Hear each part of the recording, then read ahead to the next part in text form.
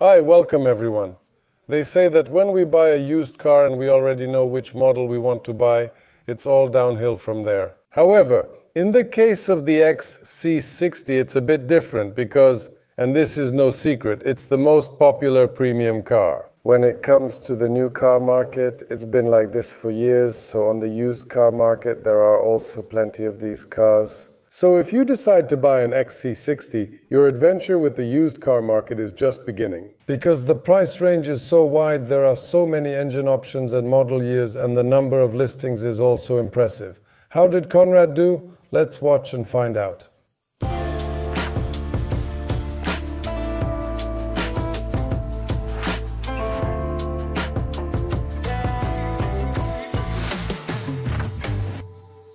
Hi, I'm Conrad. I'm from Puławy, so I didn't have far to come here to meet Zakar OFF. Today we're filming in Puławy. Yes, so today I'll introduce you to my car. Why Volvo? I chose Volvo because once I rode with a friend who had an older Volvo. When I sat in it, I started dreaming about having this brand of car. Why the XC60? Because before I also had a smaller Volvo, the V40. And because our family was growing, meaning the birth of our son, my wife and I needed a bigger car.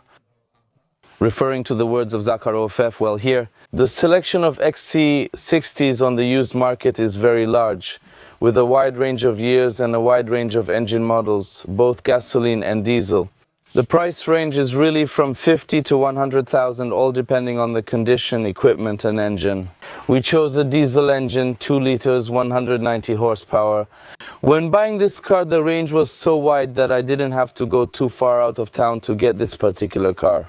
I bought it in Puławy this year. It's a 2016 model with an engine marked D4, a 2-liter diesel with 190 horsepower.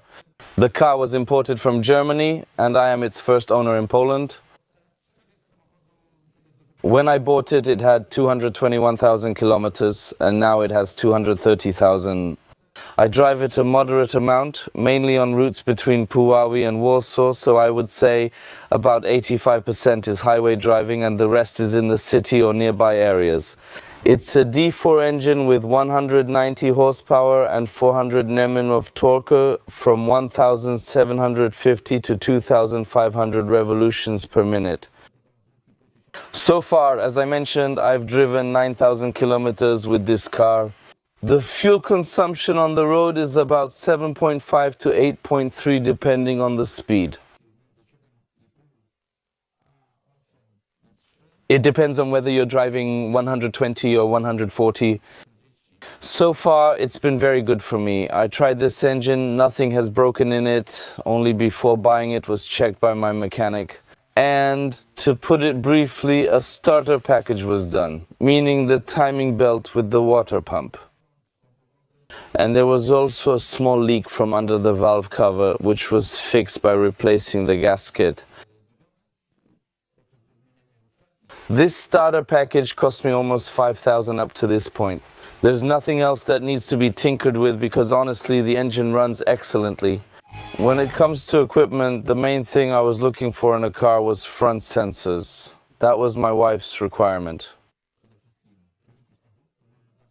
My requirement was to find a car that would have an electrically adjustable seat with a memory function for the seat and mirrors. Does this car have that? Additionally, it has heated front seats, it also has navigation, and it's an automatic. Another advantage is the panoramic roof with a sunroof. The seats are upholstered half in leather, half in Alcantara, which I highly recommend. It's easy to keep clean, this material doesn't get dirty. As for material wear, after these over 200,000 kilometers, you really can't see any signs of wear here. Wherever you look, everything looks as if it just came out of the factory, that's what I think. The gear knob or the steering wheel isn't worn out in any way here. The car is in the R-Design package. The trunk was, above all, the most important criterion when looking for a car. Here the trunk doesn't disappoint in any aspect. Never before, as often as we travel, have we ever had a situation where we went above the cover. Although there is such a possibility here, we have an extra grille that allows us to pack the car up to the very roof. Dear friends, the partner of this episode is MUBIPL, which is a well-known way for you to buy cheap insurance. This comparison tool checks offers from many different insurance companies and provides a ranking of the cheapest offers when you buy through MUBIPL. Additionally, after purchasing a policy, you can also get 100 Polish zloty cashback. Check it out yourself, even if your policy isn't expiring right now. After entering your car's details, you'll get an overview of the entire market within a few seconds. Please note the prices displayed will be before deducting the mentioned cashback. You can compare it with how much you paid for your last policy. The link in the description might come in handy for the future. Let's not overpay for insurance. The first thought after taking a seat is how good it is that Volvo is so consistent when it comes to visual identity. You get in and you see these pleasant fonts, images. It's nice to see such consistency from this brand. I'll tell you, going from the first to the second, it really threw me hard. Yeah, because sometimes it jerks like that. Now it went, now it's like that. Just because I noticed that when you accelerate slowly, really slowly, there's a jump from first to second gear. But if we started off a bit, I think more briskly, then it goes more smoothly. That jump from the V40 to the 190 for many reasons introduced you to a completely different, you could say, dimension of motoring. Is it possible to go back, or once you've switched to a car with an automatic transmission, is it over for you? When it comes to a private car, I don't think I'll ever switch back to a manual. It's the same with a taller car, or maybe a taller car doesn't make much difference. Personally, maybe I would switch to a station wagon or something, so I'm considering that. But knowing my wife, I think that's not going to happen anymore, unless I buy a car strictly for myself. So, yeah. Shall we wrap it up? Considering that we have a diesel engine revving at 4,500 revolutions per minute here, it's surprisingly quiet inside. I think it's okay, all right?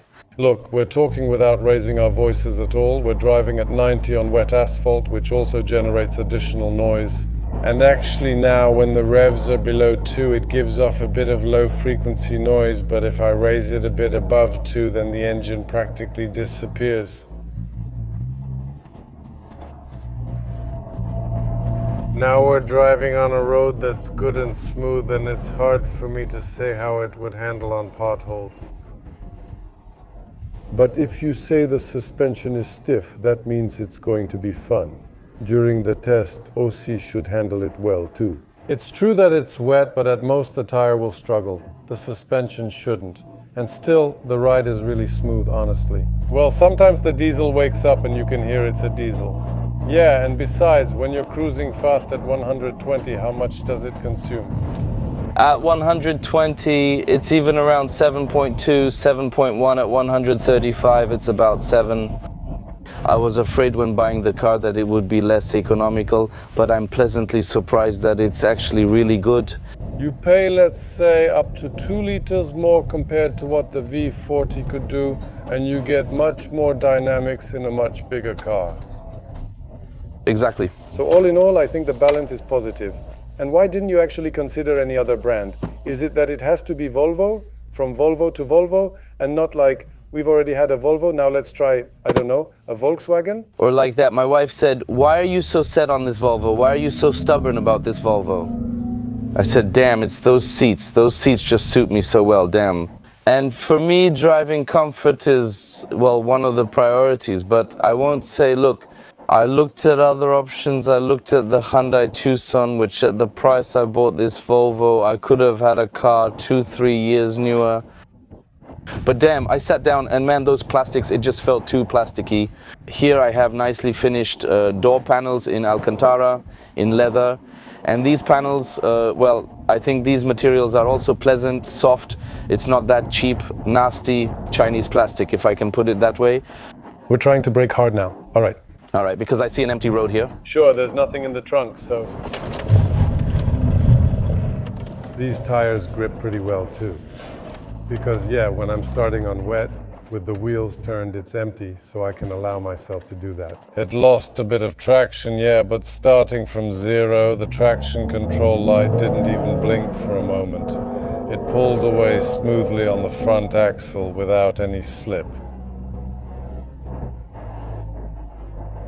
And coming back here, yeah, Volkswagen, well, Tiguan was an option, but honestly, in our price range, I can't find the newest one, just the older version of the Tiguan, which I don't really like. Somehow, and also Volkswagen, it's not that I have bad associations, but somehow it's just too much. How should I put it? Volkswagen is kind of too popular in a way. Well, this car isn't very rare.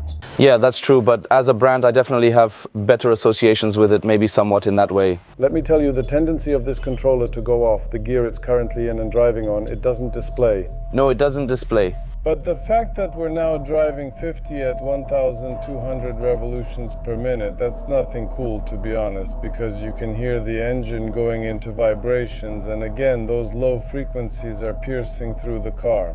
Yeah, I'll wake it up a bit. Oh, and now I can... Now it's different. But you can always switch to manual mode. Yes, and just put it in 6th. Oh, and in 6th gear, we just roll along calmly.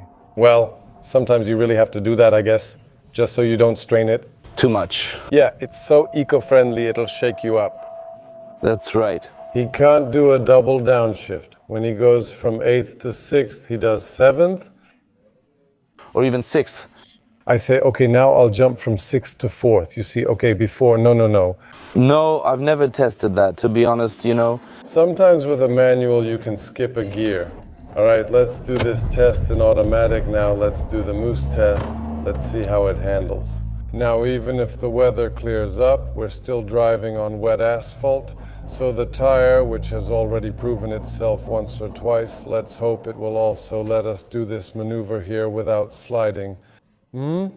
So 50, when the road is straight here, just a bit, 52, 51, 50, ooh, it slid like a cow on ice, it slid. So the tire, we won't be able to do the test here on the wet surface, because the tire, even when pointed straight, didn't perform well. And remember I told you when the wheels were turned it couldn't slide, couldn't catch its speed, but right after turning the wheels it suddenly just slips and goes straight ahead. And from this moose test, it turned out that we barely managed to swerve half a lane to the left and we were out. That's also important information. Be careful driving on this wet surface. The asphalt might be different here. We can try.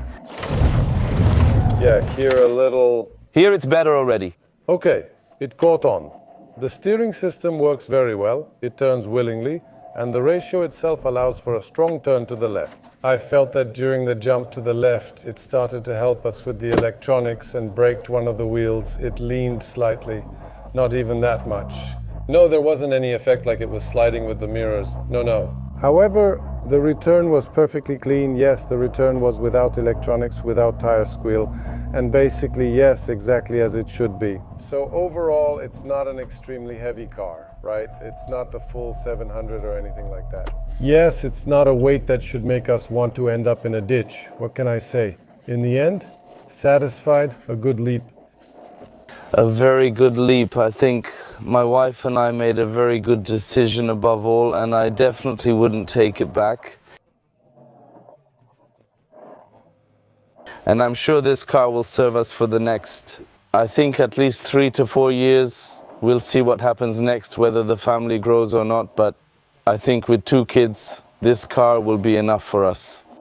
The truth is, the downside here, which damn, I'll have a problem with in the future if... Well, actually, we're not planning a second child with my wife yet, but in 2 or 3 years, well, maybe.